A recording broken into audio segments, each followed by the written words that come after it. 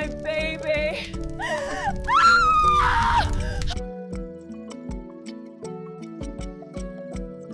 Patience stood at the entrance of the massive mansion in Asakaro, Abuja, her hands trembling as she clutched her small suitcase.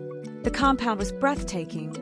Manicured lawns, a fountain that sparkled under the afternoon sun, luxury cars parked in the driveway. But something about the silence felt heavy, almost suffocating. "Welcome home, my love," Victor said softly, placing his hand on the small of her back. His voice was warm, but she could see the sadness that still lived in his eyes, the ghost of his late wife that lingered in every corner of this house. Everyone had warned her, "Don't marry a widower with children," her aunties had said at the introduction ceremony in her family compound in Enugu. "Those children will make your life hell. They will never accept you." But Patience had looked into Victor's eyes and seen a good man drowning in grief, a man who needed love again, who deserved a second chance at happiness. And she'd fallen, deeply, completely, foolishly in love. She believed that kindness could melt any heart, that patience could win any battle. She had no idea she was walking into a war she never signed up for. The children, 12-year-old Kemi and 9-year-old Tunde, stood at the top of the grand staircase, watching her with eyes that burned with something that made Patience's stomach turn. Not curiosity, not shyness, pure, undiluted hatred. "Children, come greet your new mother," Victor called out, his voice hopeful. Kemi's lips curled into something that wasn't quite a smile. "She's not our mother," she said coldly. "Our mother is dead. This one is just a replacement." Tunde giggled, a sound that chilled Patience to her bones. Victor's face tightened with anger. "Apologize. Now." "It's okay," Patience said quickly, forcing a smile she didn't feel. "They need time. I understand." But she didn't understand. Not yet. Not until she realized that some children don't need time to heal. They need someone to blame, and she had just become their perfect target. That first night, as Patience unpacked her belongings in the master bedroom that still smelled faintly of expensive perfume that wasn't hers, she heard whispers outside the door. "We'll make her leave." Kemi's voice was clear and determined. "Just like we made Daddy send away the other 2 women who tried. We do what Mummy told us before she died. Never let anyone replace her." Patience's hands froze over her clothes. Other women. There had been others before her. Women who had tried to love Victor and failed because of these children. Her heart sank, but she squared her shoulders. She wasn't like the others. She would fight with love. She would win them over. She had to. What Patience didn't know was that love, no matter how pure, is no match for children trained in the art of destruction. The attacks began subtly, like poison mixed slowly into food. Patience would prepare breakfast, akara, pap, fresh fruit, and the children would stare at their plates as if she'd serve them garbage. "Daddy, we're hungry," Kemi would whimper, her eyes filling with theatrical tears. "She didn't give us any food this morning." Victor would look at the full plates in confusion. "But the food is right there. That's not real food, Daddy." Tunde would interrupt, his small voice breaking. "She only gives us scraps.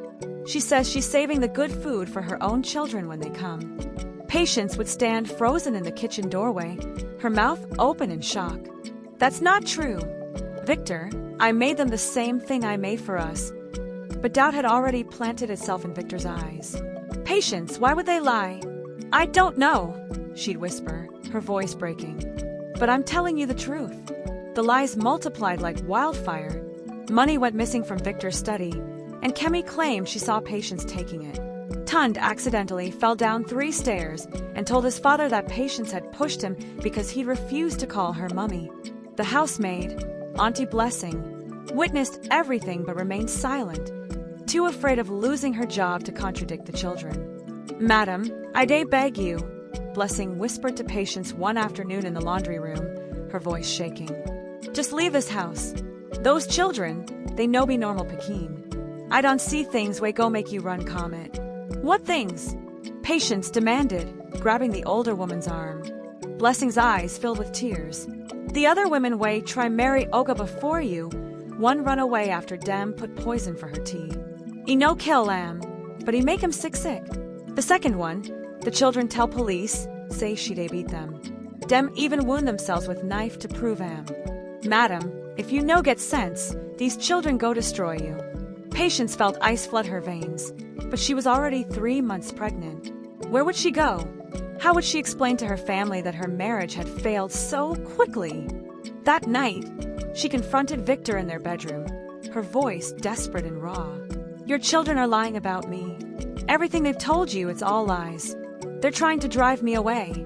Victor sat on the edge of the bed, his head in his hands. Patience, they're children, grieving children. Why would they orchestrate such elaborate lies? Because they want me gone, she screamed, her composure finally shattering. They told each other that first night. I heard them. They said they'd done this before, that they'd driven away other women. Enough. Victor's voice cracked like thunder. My children lost their mother. You're asking me to believe they're manipulative monsters. What kind of woman are you? The question hung in the air like a death sentence. Patience realized in that moment that Victor would always choose his children over her. Always doubt her. Always see her as the outsider trying to steal his family.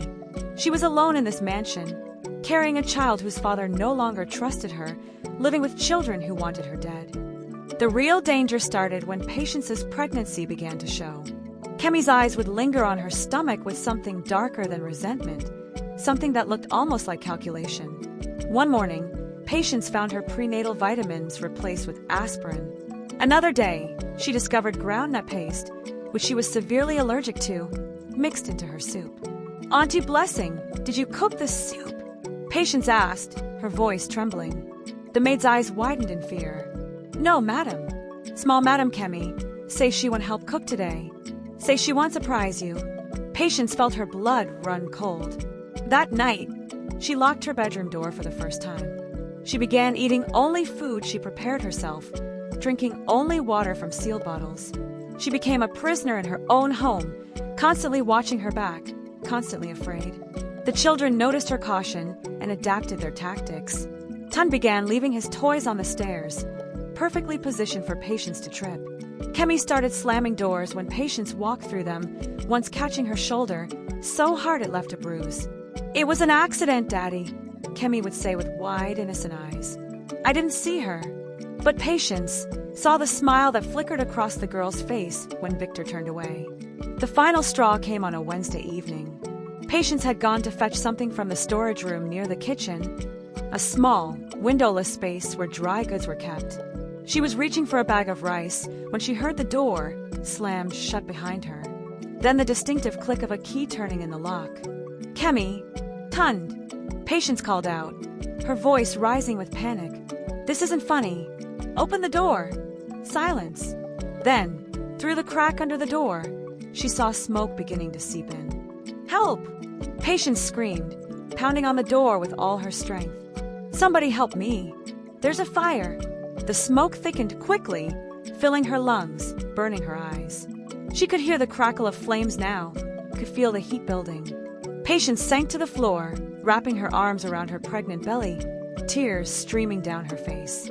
She thought of her unborn child, of the life they would never have together, of how she died trying to love children who only knew how to hate. Please, God, she whispered, her consciousness beginning to fade. Save my baby. Please save my baby. The last thing she heard before darkness claimed her was the sound of car tires screeching in the driveway, Victor's voice screaming her name, and the crash of the storage room door being kicked open. Then nothing. Patience woke up 3 days later in Cedar Crest Hospital in Maitama, the steady beep of monitors the first sound she registered. Her hand immediately went to her stomach, panic flooding through her. Your baby is fine, a gentle voice said. A nurse stood beside her bed, adjusting her for. You're both fine by God's grace. You inhaled a lot of smoke, but we got you stabilized. Patience's eyes filled with tears of relief, but before she could speak, the door opened and Victor walked in. He looked like he'd aged 10 years in 3 days. His eyes were red and swollen, his normally neat appearance disheveled, his shoulders bent under an invisible weight. Patience, he whispered, his voice breaking. He fell to his knees beside her bed, taking her hand. I'm so sorry.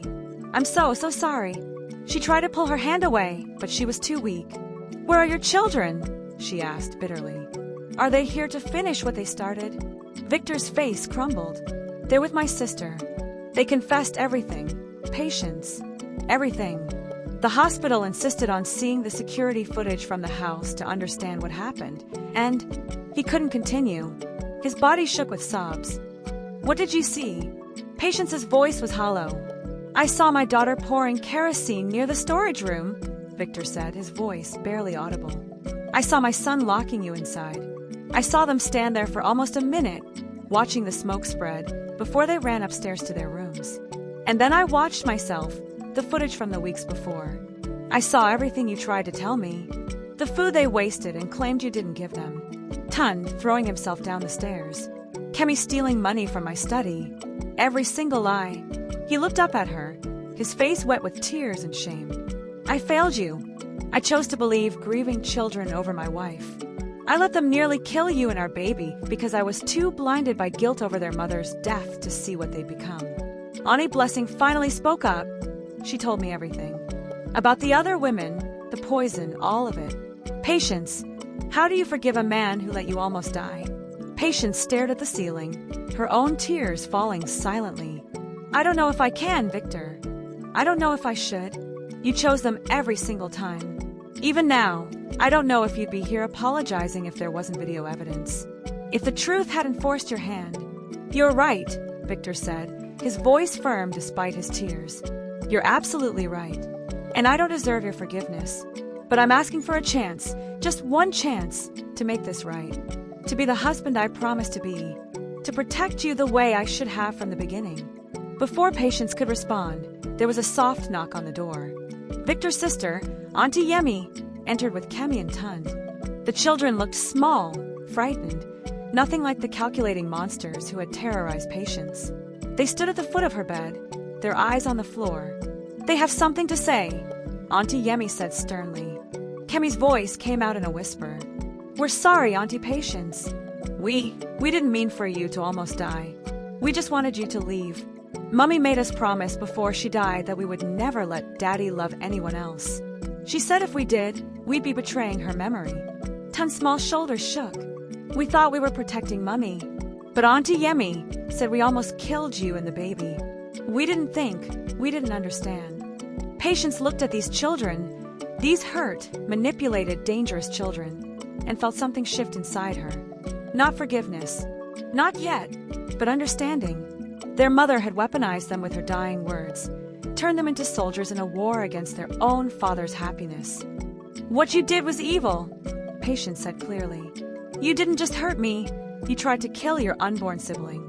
You traumatized your father. You destroyed this family. Both children flinched.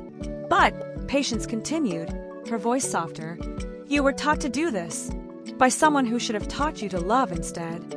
So here's what happens now. You don't get to call me Mummy. You don't get unconditional forgiveness. But if you're willing to learn, really learn, how to be decent human beings, I'm willing to teach you. Not because I'm soft, because I'm strong enough to choose healing over hatred. Victor's grip on her hand tightened. Kemi looked up, her eyes filled with genuine tears for the first time. And something in the room shifted, not fixed, not healed, but cracked open enough to let light in. 8 months later, Patience sat in the nursery of their Asakaro home, cradling her newborn daughter, Grace. Sunlight streamed through the window, bathing the room in golden warmth. Everything about this moment should have been perfect, but the journey to get here had been painted in shades of pain and redemption that Patience would never forget. The house had changed. Victor had changed. After the fire, he'd done something Patience never expected. He'd chosen her, publicly and completely. He'd released a statement clearing her name to friends, family, and business associates, explaining what his children had done and taking full responsibility for failing to protect his wife. Some people sympathized. Others whispered that he'd abandoned his children for a new woman. Victor didn't care. Let them talk, he'd said firmly. My wife almost died because I was more concerned with what people thought than with the truth. Never again. Kemi and Tunde were sent to live with Auntie Yemi for 6 months. Not as punishment, but as rehabilitation. They attended counseling sessions 3 times a week, learned about grief, manipulation, and the consequences of their actions.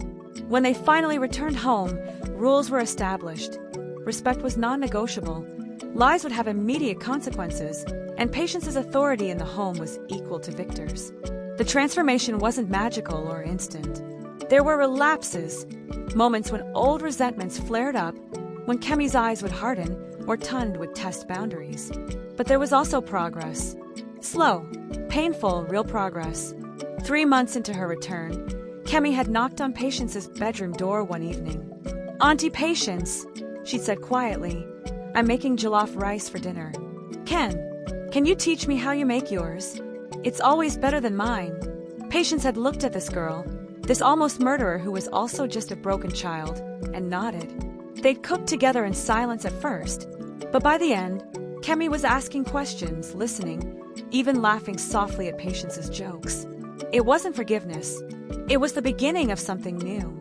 Now, as Patience rocked baby Grace, she heard footsteps outside the nursery. Kemi peeked in, her expression uncertain. Can I see her?" Patience hesitated, then nodded. Kemi approached slowly, looking down at the sleeping infant with wonder. "She's beautiful," Kemi whispered. "She looks like you. She has your father's nose," Patience replied softly. Kemi was quiet for a moment. "I was going to have a little sister, you know. Before Mummy died, she was pregnant. But she got sick, and they both. That's why she was so angry at the end. Why she made us promise what we promised. She didn't want anyone to give Daddy what she couldn't." Patience felt her throat tighten with unexpected compassion. "I'm sorry you lost them both, Kemi. That must have been unbearable." "It was," Kemi said, tears streaming down her face.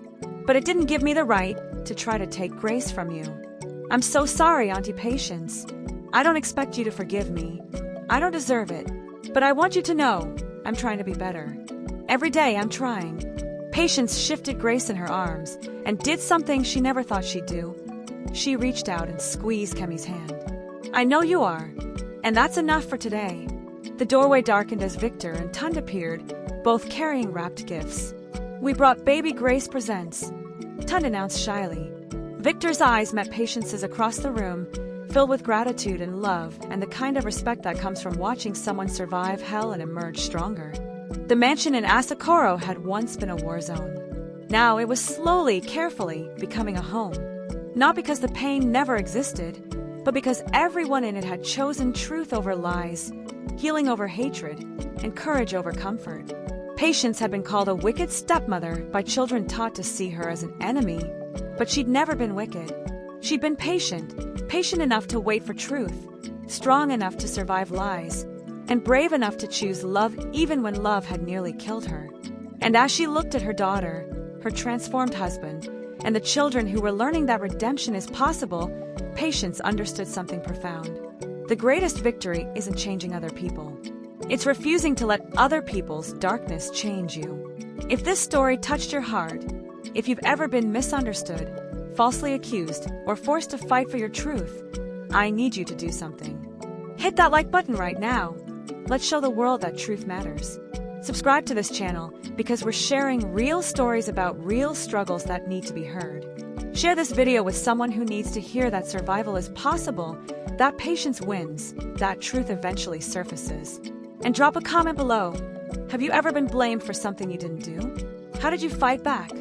What's the most important lesson you learned from Patience's story? Let's build a community of survivors who refuse to let lies define them. Remember, your truth is your power. Protect it, fight for it, and never, ever let anyone convince you that their lies are stronger than your reality. Don't forget to like, subscribe, and share this video for more interesting and captivating stories. See you on the next one.